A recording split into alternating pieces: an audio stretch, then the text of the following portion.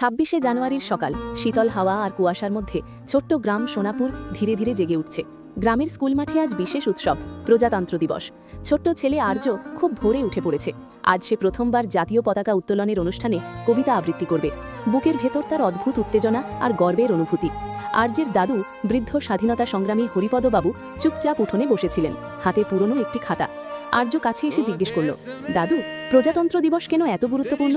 হরিপদবাবু মৃদু হাসলেন, বললেন, বাবা, স্বাধীনতা আমরা পেয়েছিলাম 15ই আগস্ট, কিন্তু নিজের তৈরি সংবিধান নিয়ে দেশ চালানোর অধিকার পেয়েছিলাম 26শে জানুয়ারি।